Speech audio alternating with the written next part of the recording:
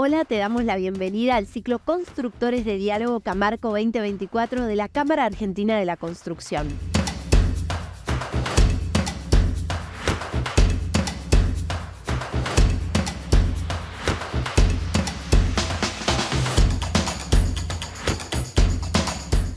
Bienvenidos, esto es el ciclo Camarco 2024, Constructores de Diálogo de la Cámara Argentina de la Construcción, y estamos en la temporada dedicada a la infraestructura estratégica. Y hoy vamos a hablar del uso responsable de la energía y del uso sostenible de la energía, un tema sensible y central por estos días. Y hay un hombre que sabe mucho del tema, su nombre es Salvador Giles, doctor en física. Muchísimas gracias por acompañarnos. Gracias, Carolina, un gusto estar acá. Salvador, ¿cómo es que alguien que viene del mundo académico, entiendo con mucha formación en el exterior, en Estados Unidos, es doctor en física, como decía recién en la presentación, termina trabajando en energía? Bueno, son circunstancias de la vida, pero de alguna manera siempre estuve ligado a la energía. Muy de jovencito, posteriormente a que me recibiera, empecé a trabajar para la Comisión Nacional de Energía Atómica, y ya era de alguna manera una forma de estar ligado a la industria de la energía. En esos años, eran los fines de los años 70, se veía la energía nuclear como una gran promesa. Pero en los años 80 empezaron a aparecer algunos síntomas que empezaron a generar disrupción. La primera fue el evento de Chernobyl, obviamente. El entusiasmo por la energía nuclear empezó a decrecer en el mundo, eso es cierto. Y personalmente yo me dedicaba, en realidad no trabajaba en energía nuclear, en generación de energía nuclear, sino trabajaba más bien cómo funciona el sol y cómo genera energía el sol. Y en algún momento, por razones particulares, necesité mudarme a un mundo en donde pudiera tener un mayor ingreso, porque tenía chicos, etc. Y así es que terminé trabajando para Enargas. Posteriormente, justamente en Enargas, comenzó ya cercano a los años 2000 el problema de que había carencia de energía. Es decir, empezábamos con el problema de que no había suficiente energía para abastecer la demanda. Entonces empezamos a explorar formas de resolver ese problema y encontramos que la eficiencia energética era una herramienta muy adecuada.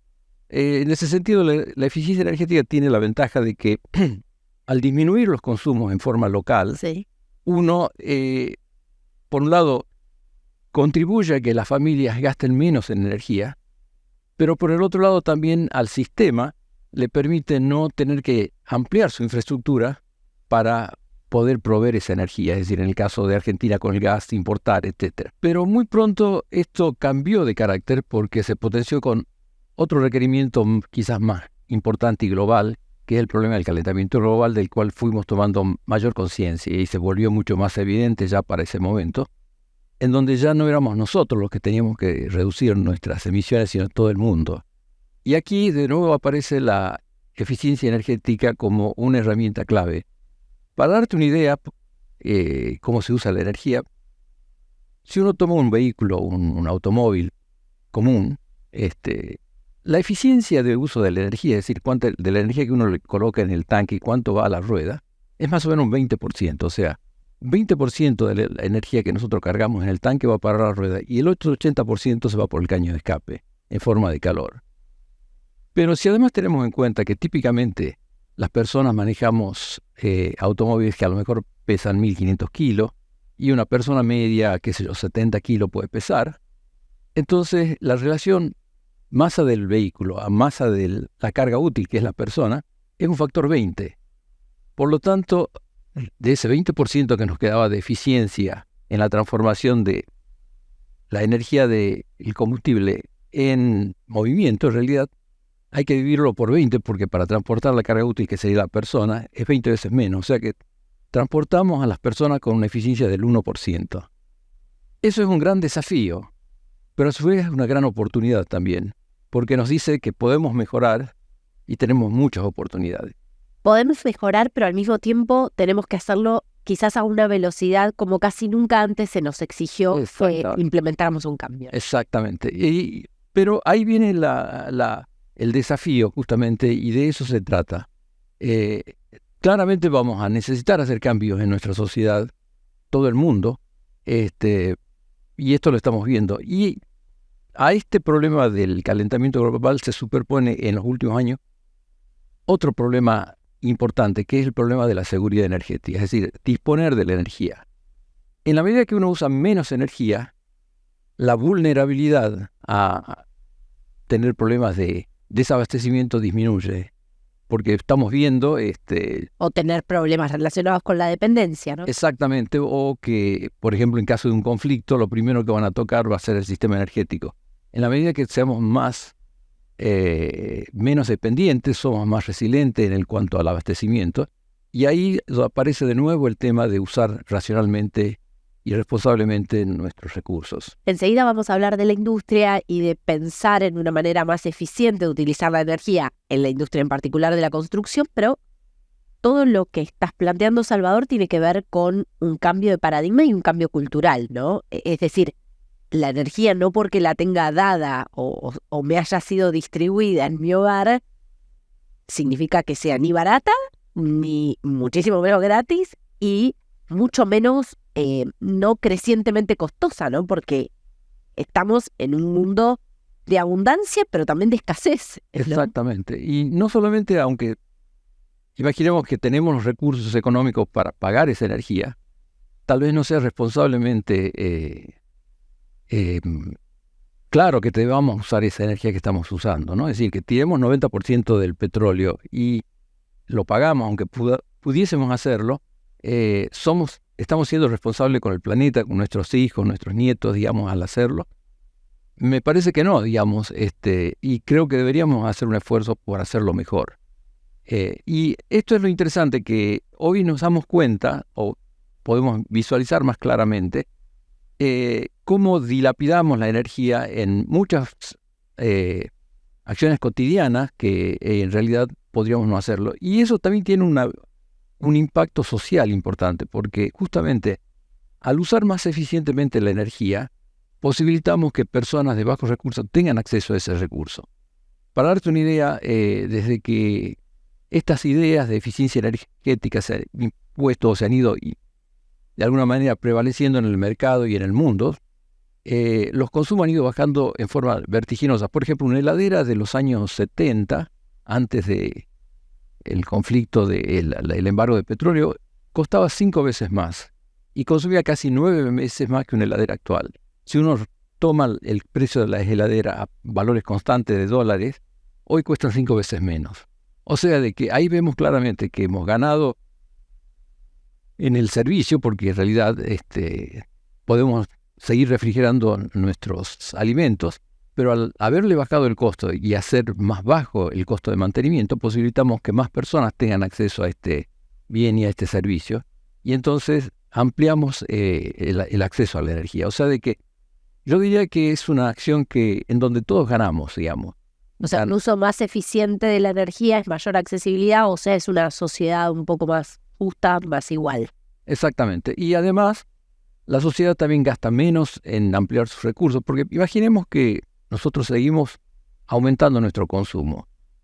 Cuando nosotros aumentamos nuestro consumo, no significa solamente que tenemos que ampliar la cantidad de recursos, ya sea gas, petróleo, que necesitamos para abastecer esa demanda, sino que además tenemos que generar toda una infraestructura de transporte. Ahora lo estamos viendo en Argentina, necesitamos caña para transportar, etcétera. Y que no son baratos, son muy costosos.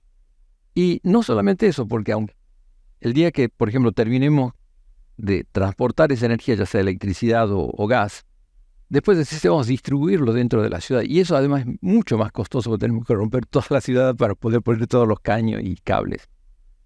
Pero si hacemos eficiencia, en realidad estamos liberando la capacidad de distribuir, no tenemos que hacer ninguna de esas obras de infraestructura. O sea, de que de nuevo, digamos, vemos el círculo virtuoso en donde todos nos beneficiamos de hacer un uso más eficiente de la energía.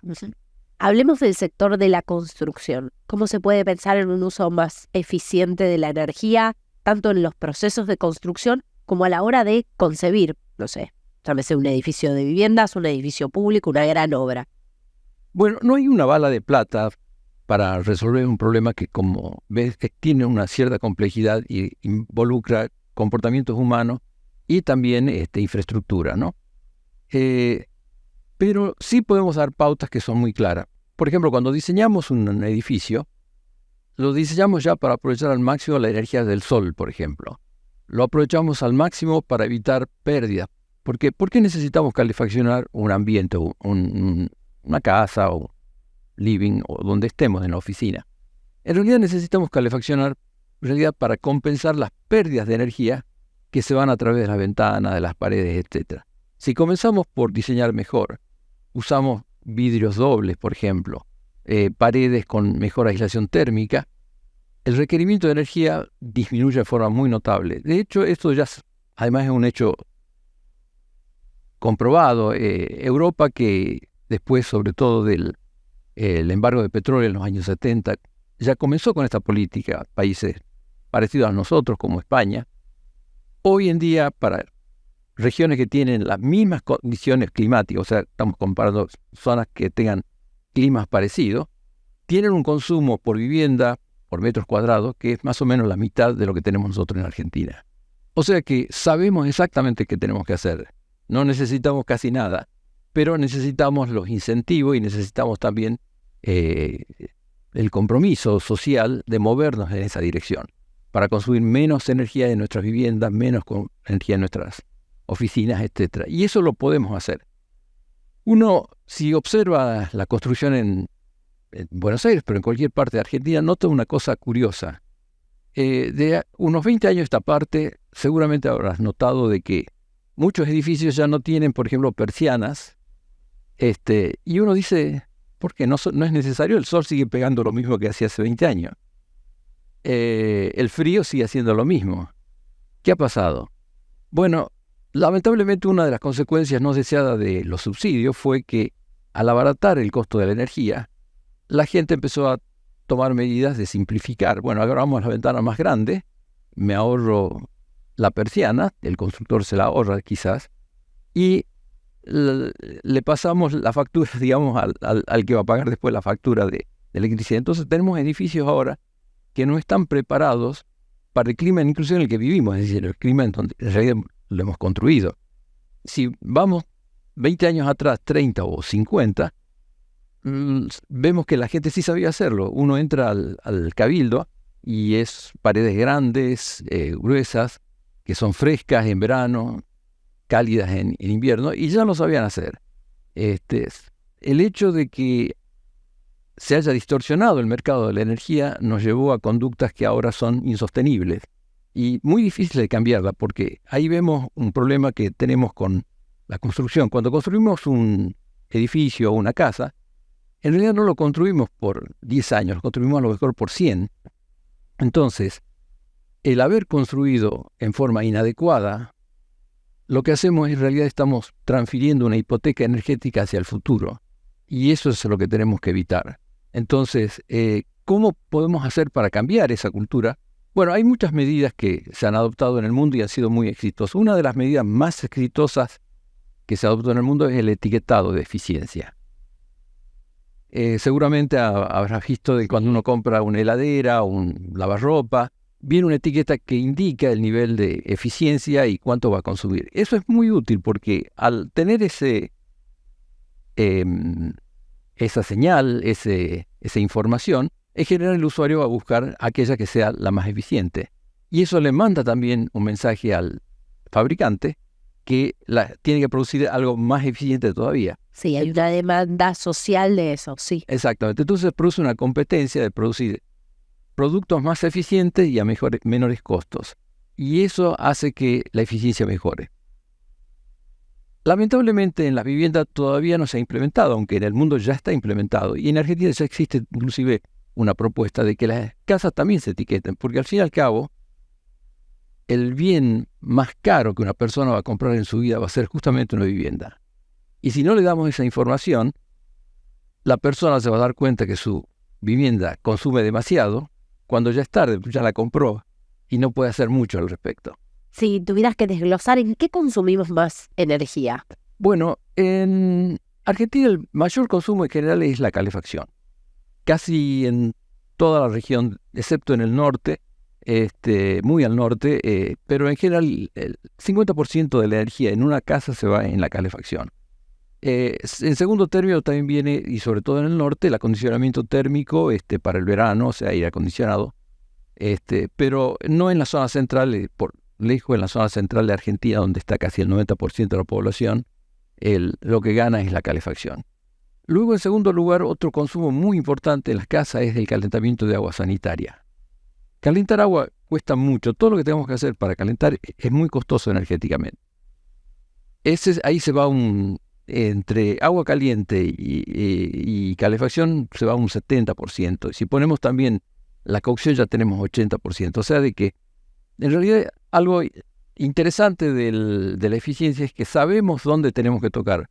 Porque hay lo que podríamos llamar 4 o 5 consumos claves en una casa, que si lo tocamos esos son el 80% del consumo. O sea que no tenemos que preocuparnos tanto por el celular, ni por qué pasa a lo mejor con algún pequeño consumo que tenemos en el hogar, una licuadora.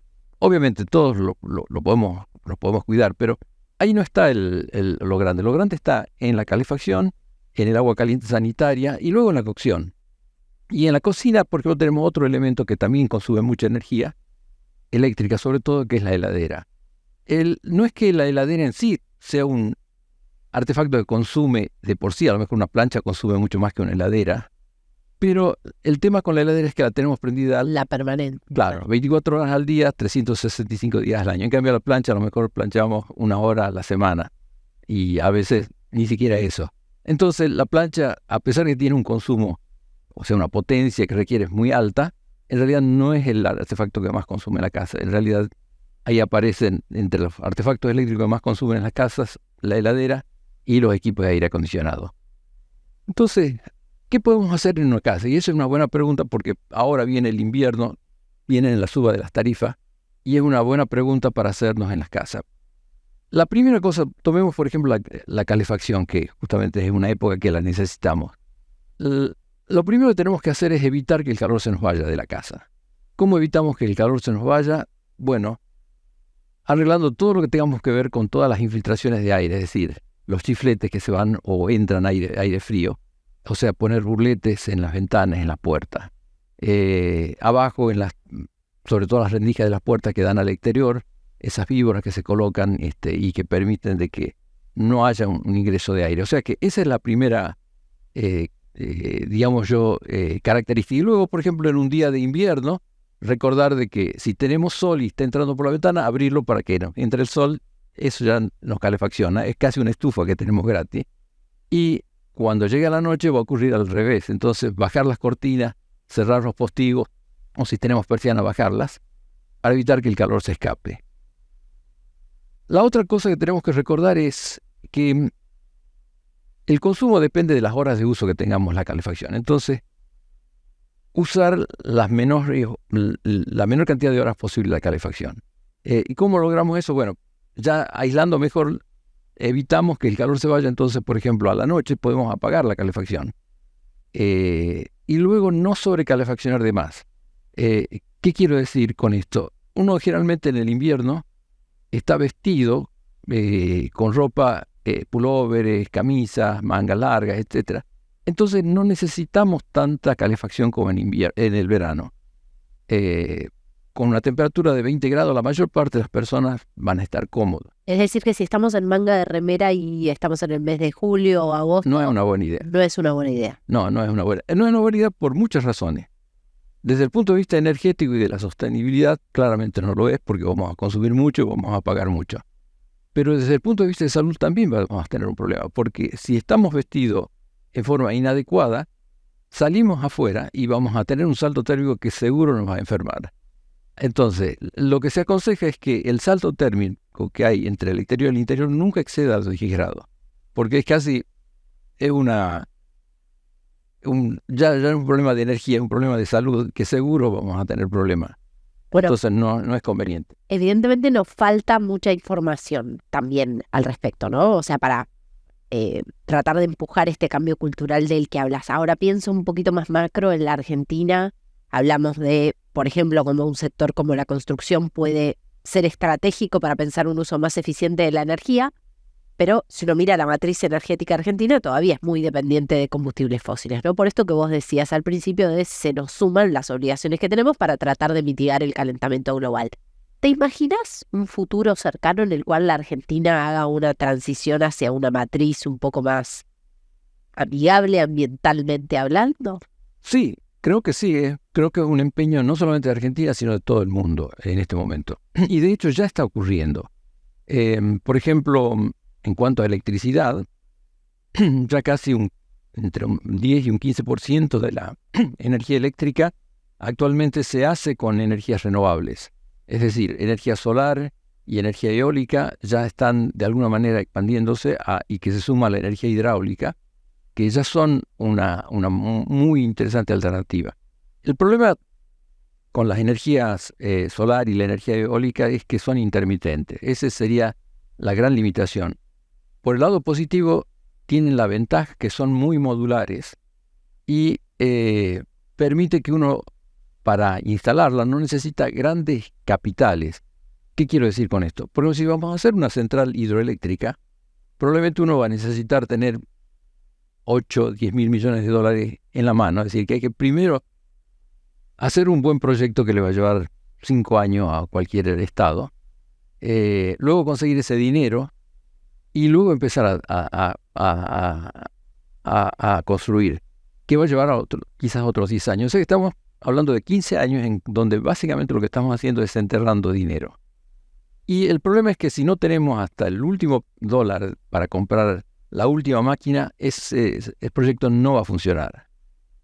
La ventaja con la energía renovable es que si yo tengo plata para comprarme 10 paneles solares, lo instalo en cualquier municipio y ya genero. Si al año siguiente tengo para comprarme 3 veces más, compro 3 veces más y sigo creciendo. Es decir, no necesito tener todo ese dinero en la mano, lo cual para un país como Argentina, que tiene un riesgo país muy alto, es una gran ventaja, porque desde el momento que uno toma el dinero ya tiene que empezar a pagar el interés de esa plata, y como tenemos un riesgo alto, nuestro interés es muy alto. Entonces, las energías renovables nos ayudan en ese sentido y de hecho ya están haciéndolo. Y son una gran alternativa. La limitación es su intermitencia, el hecho de que a la noche no hay sol y el viento sopla cuando sopla. Sí.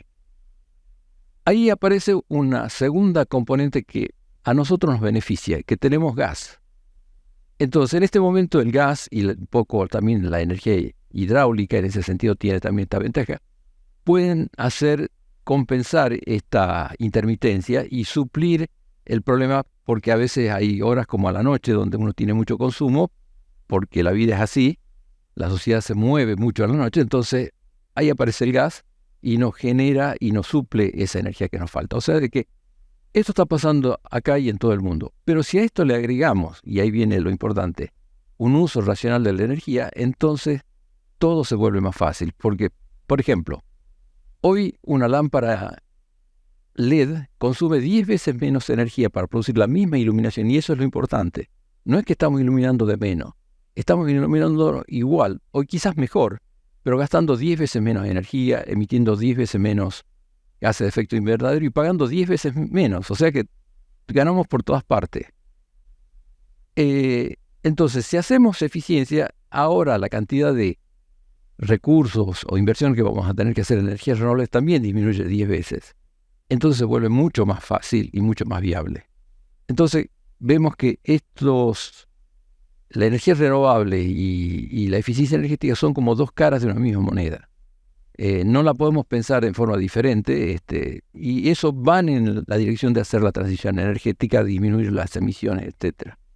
Después seguro juega otro rol cómo alineamos incentivos para ser más eficientes energéticamente. Las tarifas juegan un rol fundamental en ese sentido, y la política tarifaria en torno a la energía. Pero si pensamos en el eje de este ciclo que es constructores de diálogo, quiero preguntarte, para caminar hacia un uso más eficiente de la energía, para transicionar hacia algo mejor para nuestro medio ambiente y más sostenible en el tiempo, ¿a quiénes sentarías en una mesa de diálogo? Bueno, además de los tomadores de decisión, Secretaría de Energía, economistas también, por supuesto, todo lo que tiene que ver con el sistema educativo, ¿no? porque claramente el usar racionalmente la energía es parte de un comportamiento, y este comportamiento necesariamente viene con la educación. Entonces, por una parte, si nosotros sabemos los recursos que tenemos, por ejemplo, cuando vamos a comprar una heladera, pensar en que cuando estamos comprando, fijarnos bien en la etiqueta y comprar siempre lo más eficiente. Y recordar algo que es importante, que muchas veces no lo tenemos en cuenta. Cuando compramos un artefacto que produce algún servicio energético, sea una heladera o una lámpara, tenemos que acordarnos que en realidad lo que estamos comprando es un servicio. Es decir, no me basta tener una lámpara en la mano para que yo me ilumine. Tener luz, claro. Entonces, en el costo tenemos que tener en cuenta no solamente el costo de la lámpara, sino también el costo de la energía. Por ejemplo, en el caso de la iluminación, si uno pone en una torta, ¿cuánto gasto yo para iluminarme, por ejemplo, 30.000 horas que dura una lámpara LED? ¿Y cuánto cuesta la lámpara? La lámpara cuesta nada más que 10% del costo del servicio, que fundamentalmente es el costo de la energía. Lo mismo pasa cuando compro una heladera. Entonces, si yo compro una heladera que es 10% más cara, a lo mejor estoy ganando mucho más porque después me estoy ahorrando a lo largo de la vida útil de esa heladera mucha energía, y el costo de mi factura van a ser más baja. Lo mismo pasa si compro una lámpara LED. Pero eso lo tengo que saber. Eso lo tengo que, pero se lo puede facilitar también. Ahí aparece también algo que hoy en día ya es totalmente transparente y se podría hacer casi con una toma de decisión muy simple. Es, por ejemplo, en la etiqueta uno tiene un código QR. Ese código QR contiene toda la información acerca del consumo de esa heladera, y además, cuando uno va al supermercado o al local donde va a comprar la heladera, sabe el precio de la heladera. Si uno pone el precio de la heladera y con un celular apunta al código QR, se puede hacer un mini programa que tenga la certificación de Secretaría de Energía o quien fuese, que de alguna manera otorgue creencia a esta aplicación, y que ya dé ese valor, que sería el costo nivelado de ese servicio. Y eso sería algo muy útil, porque eso le permitiría a los ciudadanos tomar decisiones más conscientes, y aún al mismo Estado y a las empresas. Porque fíjate vos de qué paradoja. Cuando el Estado licita por menor precio, pero el menor precio puede ser que sea el más costoso en cuanto a la compra del servicio. Porque si yo compro una heladera más barata porque es menos eficiente, es probable que después termine pagando más a lo largo de su vida. La hipoteca energética de la que estaba más adelante. Y además generamos más problemas. Es decir, el mismo Estado se está comprando un problema, porque después va a tener que abastecer va a pagar una factura mayor, va a tener que hacer una infraestructura mayor y procurar que llegue esa energía. Si compramos algo más eficiente, nos ganamos todo de nuevo. Entonces, esto es algo que no solamente del Estado, sino hasta las empresas. Y ahí viene el cambio cultural, ¿verdad? Exactamente. Inclusive cuando uno piensa en servicios, ¿no? ¿Por qué no privilegiar, por ejemplo, atención en ciertas oficinas públicas, la atención remota, que la atención en forma presencial? Porque al fin y al cabo, la atención en forma remota evita que las personas pierdan tiempo, se trasladen, gasten dinero en transporte, etcétera, contaminen, y facilitamos a las personas el acceso a ciertos servicios que puedan tener. Hay muchas cosas que tenemos que volver a pensar, y en ese sentido la pandemia fue una buena escuela, de que no todo tiene que ser presencial. Hay muchas cosas que podríamos volver a pensar de nuevo, y no todo obviamente, pero hay cosas que quizás podemos volver a pensar en la ventaja que tienen en hacerlas en forma remota. ¿Sos optimista respecto del futuro? Quiero serlo, y trabajo para eso. Más que nada es como un poco esta idea de que uno trata de ir ajustando las velas para de alguna manera moverse en la dirección correcta, ¿no? No siempre el viento sopla en la dirección que uno quiere, ¿no? Y eso es claro, pero creo que de todas maneras es importante el intentarlo. Yo personalmente, esa es mi ilusión, o si se quiere, lo que me motiva, ¿no? No puedo decir que puedo ser optimista y lograr el éxito, pero creo que si nos movemos en esa dirección podemos evitar que el mundo termine en algo peor de lo que tenemos, digamos. Muchísimas gracias, Salvador. Pasó Salvador Gil por el ciclo Camarco 2024 Constructores de Diálogo en la temporada de Infraestructura Estratégica y en este capítulo dedicado a pensar el uso eficiente de la energía. Nos vemos la próxima.